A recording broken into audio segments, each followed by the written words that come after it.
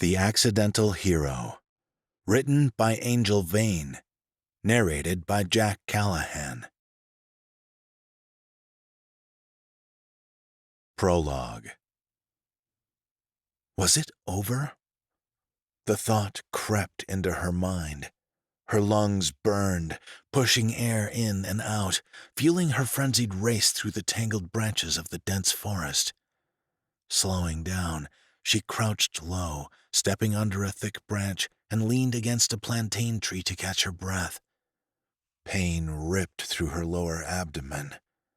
Gasping from the intensity of the cramps, her body involuntarily seized. Humidity clung to her, forming a thin film of sweat over her skin. Her eyes struggled to adjust to the dark maze of branches of the mountain jungle. Heart thundering, she struggled to hear any sound over her own ragged breathing as the tightness within her abdomen subsided. A smile crept over her face. The silence was deafening. A welcomed delight, proof that she'd actually gotten away this time. She was finally free, but not without a high cost.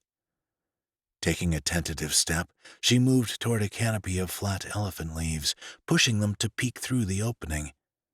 A few feet ahead, dark gravel met the edge of the jungle.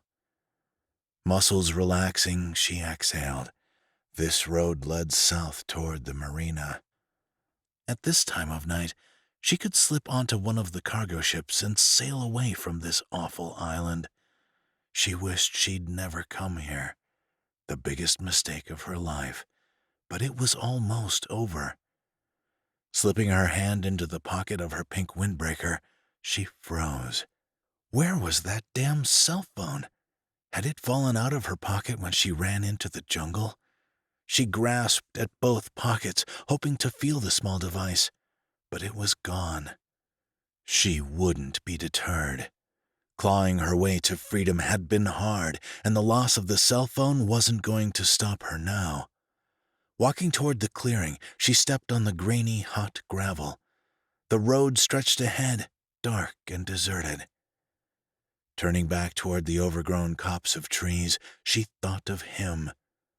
She'd left him without a second thought, but now an unease had infected her, paralyzing her. Was she doing the right thing, leaving him behind? After what she'd been through, he'd been the only bright spot.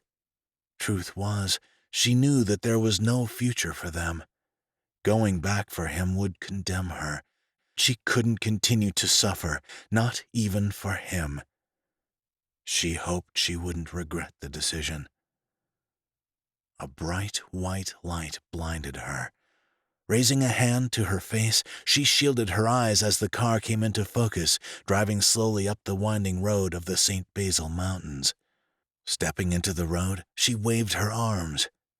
As the car slowed to a stop, she rushed toward the driver's door. The window rolled down. Soulless, dark eyes glared at her. No, this could not be happening. The car door swung open. How had he found her? Bitch. The growled word hung in the air. Struggling to stay on her feet, she stumbled on weak legs. Don't know how you got away, but you won't be escaping no more. The deep voice sent a chill down her spine. He stalked toward her with long strides. The moonlight shone bright, casting a bluish glow against his tanned skin. Stay away from me! She took small, tentative steps backward. I'm not going anywhere with you. A scowl furrowed between his eyebrows. You going back where you belong. That wasn't true. She didn't belong there. She couldn't go back to that awful place where he'd taken her months ago. The bastard had tricked her. Pretending he was interested in what she had to offer, he'd told her she could make a lot of money. She'd agreed to go with him back to the hotel. Leading him to the bed, she'd crawled on top of him, smiling and giving him what she hoped was a sexy look as she thought of nothing but the cash she would score once it was all over. Moments later, he'd maneuvered her onto her hands and knees. Grateful she wouldn't have to stare at another nameless face, she'd clutched the cheap sheets, bracing herself for his entry. Instead, there was a painful sting as something thin and sharp pierced the side of her neck. When her eyes fluttered open some time later, Tears welled in her eyes as she pushed the past away. He reached for her arm, but she jerked away from him. A strange look passed across his face as his gaze drifted down her body. What happened to? His hand brushed against her abdomen. Instinctively, she shoved him and turned to run. His hands grabbed her shirt from behind, yanking her back against his body as he clamped his tattooed arms around her chest. Swinging wildly, she beat and scratched against his arms until his grip loosened. Twisting from his grasp, she stumbled forward and sprinted across the road to the field on the other side. She ignored the fire burning through her muscles as she pushed her body faster, fueled by the chance, perhaps her last, to get free. A loud blast pierced the silence. A sharp pain slammed against her back. Gasping in shock, she slowed to a staggering walk. She stared down at the front of her white cotton t-shirt, stained red. Another blast pushed her body to the ground. Her vision blurred, and she began to cry. The freedom she'd been desperate for would finally be hers in death. Chapter 1. Waves slapped the side of the yacht. Julian Montgomery reached over the edge of the chair and grabbed a Felipe beer from the ice chest. His eyes drifted toward two shadowy objects hanging from the railing, instruments of infamous dirtboarding down dozens of mountains. Wheels caked with mud and wood tattered from the pounding of salt water, the abandoned boards now stood still. Julian reached toward one of the cracked rubber wheels, but pulled back. The mountain boards were a painful reminder of a life he no longer lived. His eyes watered from the weight of the memories of his last run. His best friend, Broman Garrison, had convinced him to drive 8 hours from Coronado to San Francisco and board down Hyde Street at 3 in the morning. Dressed in Navy camouflage combat gear, Julian had plummeted down the steep road in tandem with his best friend as the chilled wind pricked his skin. Avoiding the occasional car daring to interrupt their descent, they'd adopted the normal cadence of an urban ride, preferring synchronization of movements over competitive racing. Julian would never have guessed that would be his last ride. Taking a swig of the beer, he stared at a catamaran maneuvering into Crescent Moon Marina on the island of St. Basil. The smallest of the 5 inhabited Palm Chat Islands, St. Basil had become his refuge, a self-inflicted exile. Everyone thought he'd walked away from his life because of his last mission, an operation in central Sulawesi. A ruthless terrorist cell on the small Southeast Asian island had attacked and killed several Navy SEALs. His survival of the brutal attack haunted him. Grief and guilt compelled him to abandon the life he'd known. No one had been surprised that he'd left the military after he'd finally made it back stateside. Rumors of PTSD had swirled around him, giving him the perfect excuse to step away from the work he'd loved. But the rumors were far from the truth, which was too devastating and had eroded his soul. As the catamaran eased into its designated slip, Julian took another long pull on the beer. His cell phone vibrated. Snatching the phone from his pocket, Julian frowned at the screen. Jacksonville area code. Who could be calling him from back home? Muscles rigid, Julian turned his head, trying to relieve the tension clawing up his neck. He'd ignore them. If it was important, whoever it was would leave a message. The phone buzzed in his hand for several minutes. Or not. Julian tapped the speaker button. "Hello." "Julian," a female voice said, one he recognized. Dawn Garrison. Julian sucked in air sharply, his heart banging against his ribcage. Was it really Dawn? How long had it been since they'd last spoken? 2 years? 3? Remembering the last time he'd seen her, his stomach twisted. Hurling obscenities, clutching the letter he'd delivered, Dawn had crumpled to the ground. Tears streamed down her face as she pounded her fists against the scorched dirt. "You're the last person I thought I'd ever call for help." Dawn cleared her throat. "But right now, you're my only option." Julian gazed into the onyx waters rippling from the night breeze. "What do you need?"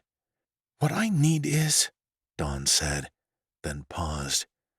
Her words hung in the air, indicting Julian for the mistakes he'd made 3 years ago.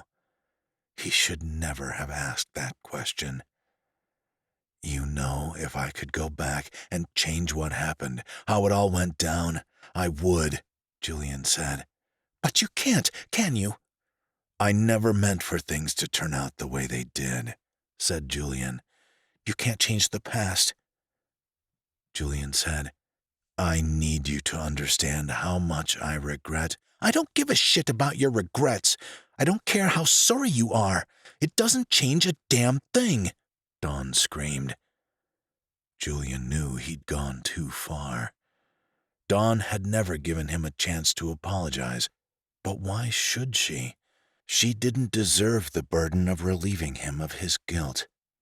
Julian closed his eyes and took a deep breath. "Tell me why you called." Dawn sighed heavily into the silence of the phone, then said, "Broman always told me that no one on the planet could hide from Julian Montgomery. Ella is missing. I need you to find my sister." Chapter 2. Tapping the messaging app on his phone, Julian accessed the audio file Dawn had texted him. A voice message from her sister. Julian dropped onto the oversized ivory sofa in his living room and placed the cell phone on the center of the glass coffee table. A shaky female voice, terrorized, spoke. Help me, Dawn, please. I'm at a place called Genesis Gallery. He won't let me leave. I can't get out. You have to save me." Julian frowned. Ella's message seemed authentic, but her claim didn't make sense. The Genesis Gallery was one of the top tourist attractions in St. Basil, hosting hundreds of visitors daily. A cultural centerpiece of the island, the gallery showcased artistic works by renowned masters as well as up-and-coming talent. High-profile social events were frequently held there. How could she be trapped at the gallery? Julian drummed his fingers against the glass coffee table. Some kind of connection to the gallery wasn't out of the realm of possibility. Ella Sapphire was a hell of an artist. The audio file continued to play. Near hysteria, Ella's words became jumbled and chaotic, indiscernible, as she wept through her pleas. From what Julian could remember, Ella had been a hustler, bouncing from one get-rich-quick scheme to the next, not caring if her scams were legal or not. He'd heard that Ella's abrupt withdrawal from the University of Florida about 5 or 6 years ago had been related to a sex scandal with one of her teachers. According to Broman, she'd blackmailed a tenured professor into supporting her move to pursue art in St. Basil. For years, Dawn had made excuses for her little sister, running to the rescue, checkbook in hand, to bail Ella out of trouble. As the message continued, Julian wondered, was Ella in danger, or was she trying to get Dawn to send her more money? The message neared the end. Julian focused on the last whispered words Ella uttered. laced with terror and desperation. Dawn, I really need you this time. I don't want to die here. Please, I know he's going to kill me. Leaning back on the plush sofa, Julian closed his eyes and tried to sort through Ella's crazy message. It didn't matter if he believed Ella was in danger or running a scam. The fact was, Dawn believed Ella was telling the truth. After everything he'd done, he had to help Dawn find her missing sister, even if that meant revisiting his old life, cutting open the old wounds that hadn't healed. He'd be forced to become the man he once was. The last time Julian had been on the hunt for someone, he'd left a trail of bodies in the wake of his horrible mistakes. Would this time be any different? Bringing a shaky hand to his forehead, Julian glanced over at the steel safe tucked in the corner of the room. He pressed his palms against the glass table, willing himself to move, but his legs refused to obey. He didn't want to open that safe. He didn't want the memories to attack him.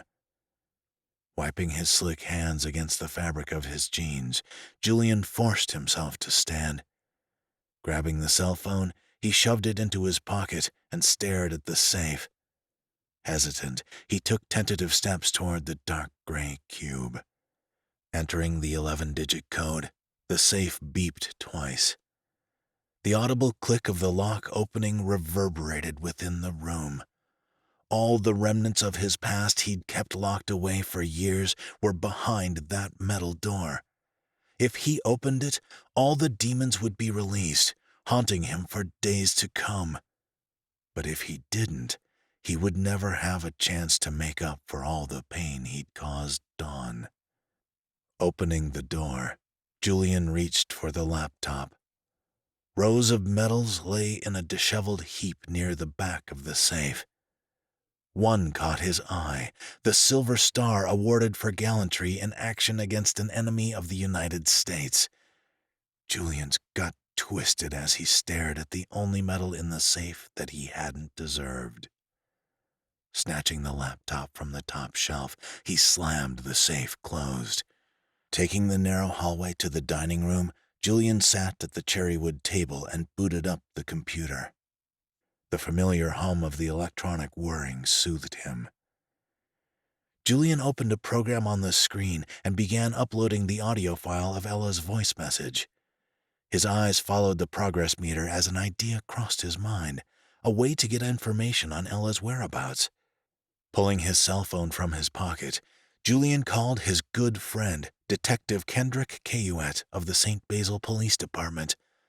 The first time he'd met the detective, Julian had been 3 sheets to the wind and doing a piss-ass job maneuvering his boat into the slip at the marina.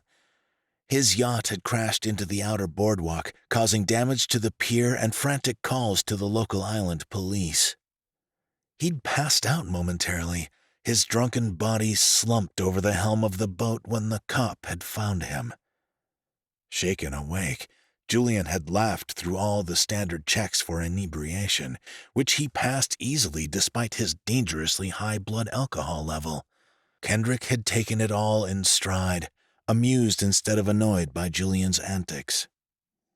Instead of taking Julian down to the police station, Kendrick, the kind of guy who never met a stranger, had listened as Julian recounted his 1,400-mile sail from Key West to St. Basil with nothing but the clothes on his back, a bottle of vodka, and 2 boxes of saltines.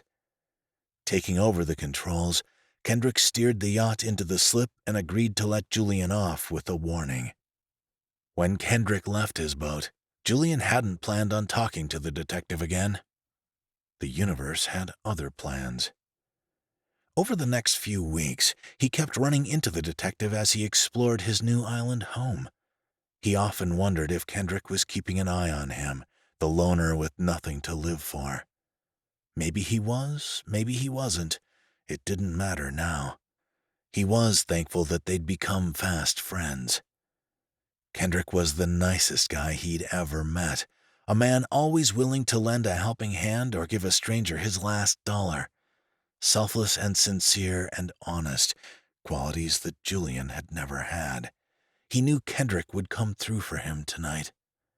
"What's up, my friend?" Kendrick asked. "I need a job," Julian responded, his fingers flying across the keyboard. He entered the phone number Ella had called from, then initiated the program to determine the last known location of the phone. "You finally going to take me up on the offer to join the force?" Kendrick asked, excitement creeping in his words. "I'm not the type of guy you want to serve and protect," Julian said, slumping back in the chair. "I need a job at the Genesis Gallery. Isn't your father on the board or something?"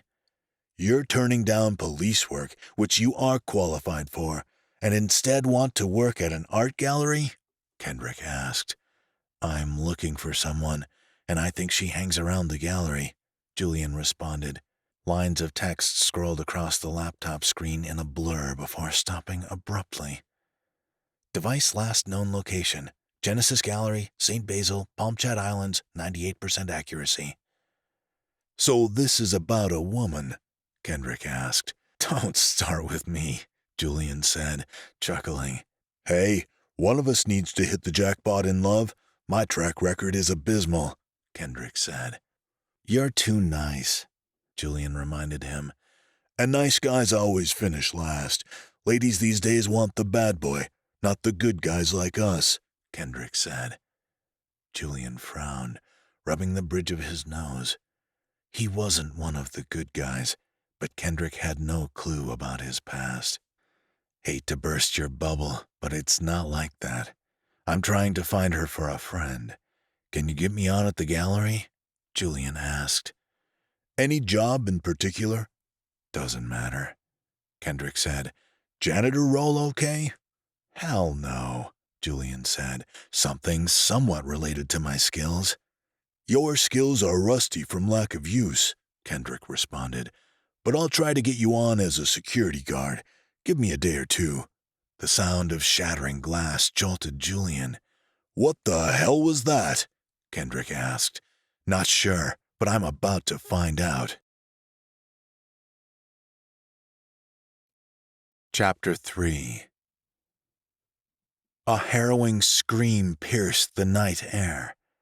Julian sprinted to the side of his boat and peered over the edge. Stumbling off the back of the sleek black yacht docked next to Julian's, Wanda Campbell, wife of renowned island crooner Lewis Campbell, landed with a loud thud onto the wooden planks of the pier. Well known throughout the island, Lewis was the booming baritone who sung covers of hits by Teddy Pendergrass and Barry White on cruise ships for 8 months out of the year.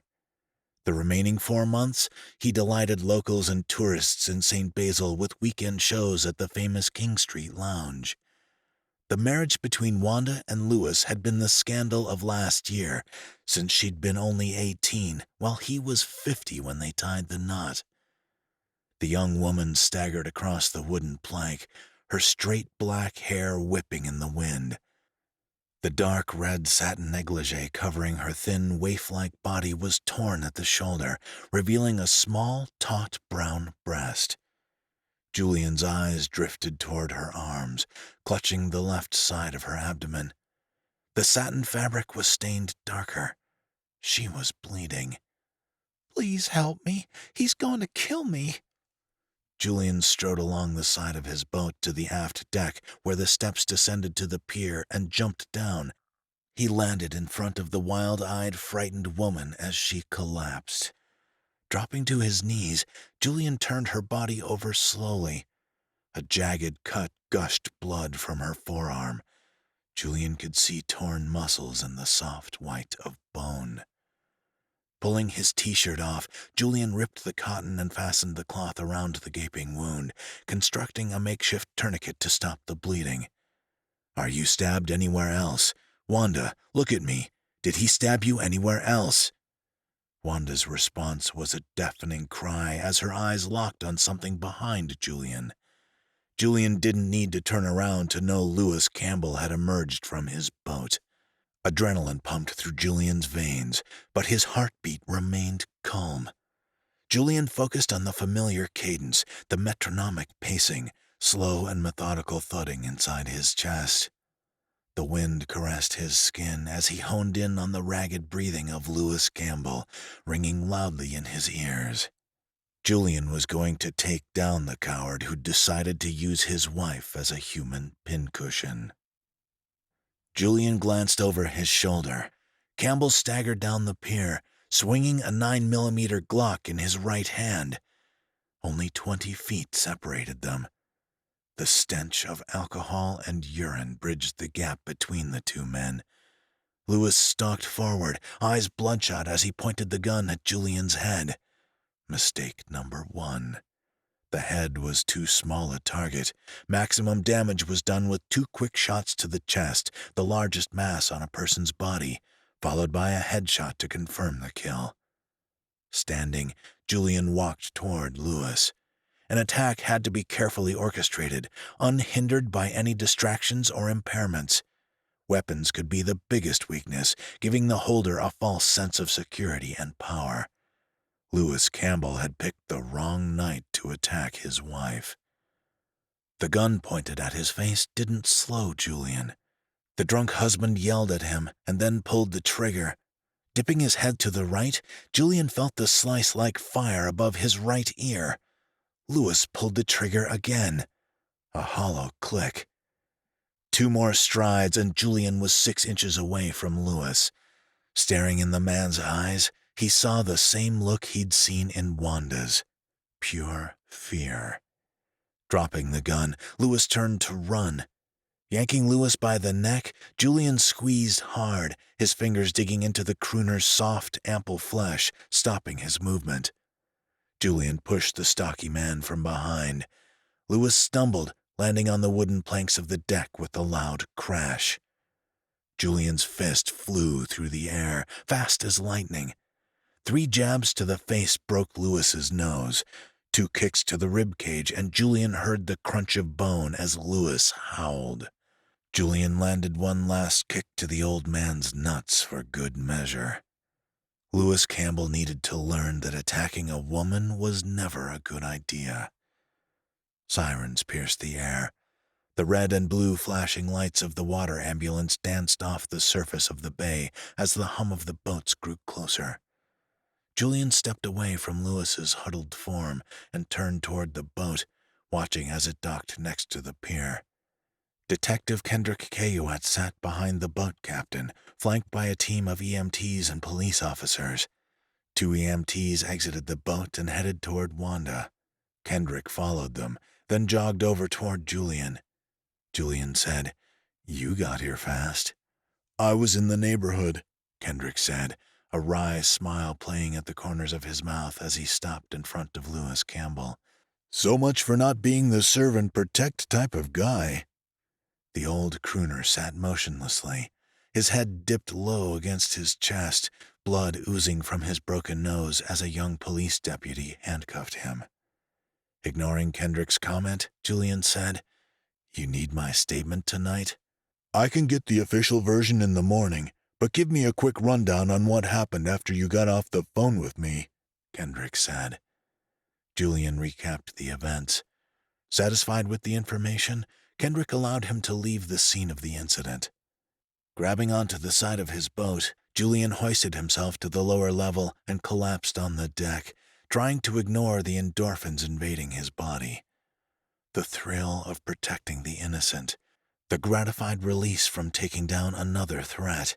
Actions and feelings he'd banished surged back with a vengeance, and nothing good would come of it.